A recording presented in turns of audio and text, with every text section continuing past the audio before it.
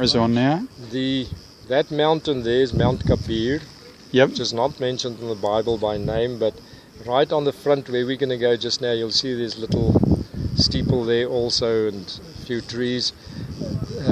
We believe that is where God spoke to Abram in Genesis 12 and showed him the promised land, because if you stand on that mountain, which we're going to do just now, you've got a 360-degree view right from the north to the south, all over, east, west, the lot. That's right, and that is also where the town Elon Moreh is established. Elon Moreh is just on the right down here. If you pan there, you'll see there's to the right there's green trees, forests.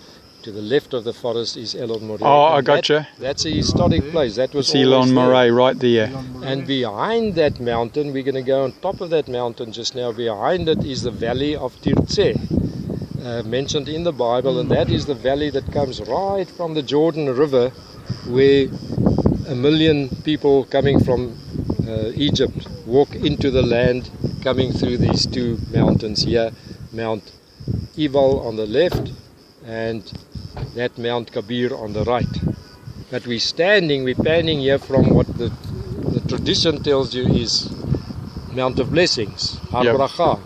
But the archaeologists that discovered Joshua's altar here on Mount Ebal round the corner, if you listen to his reasoning, this could never be Mount of Blessings.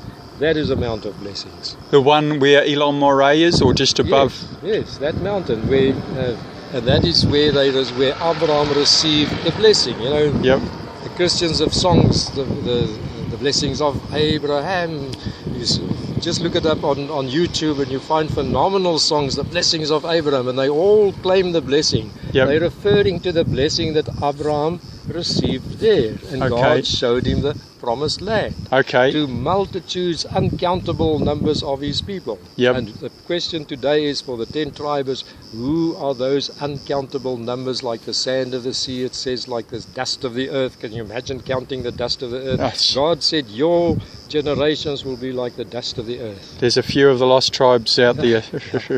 Millions of them, and this is the land God promised to Abraham. So surely that is the Mount of Blessings. The Christians claim the Abrahamic blessings. They don't know that it's dependent on, it's conditional on Torah, on obedience. He said, because when the Israelites came through there, God said, the Mount of Blessings on the one side, if you keep my law, the Mount of Curses on the other side, if you don't keep my law. That's right. The two barriers that they came through, there you see it. So it wouldn't be the land from there. They had to be in shouting distance too, because they had, I suppose they'd hear one another in the distance. You'll be just now, when you stand on that hill, depending which way the wind blows, you can hear the cars down the street here. Okay, all right. Because it's like a cone, it's like a speaker. Right. You can hear it now. Just listen. You hear the cars down there. Yeah, it's not a huge distance down there. The same is going to be when you stand there. It's not a safe place to go travelling down there. To go and test it. I'm not keen. You know, there's let's move down there.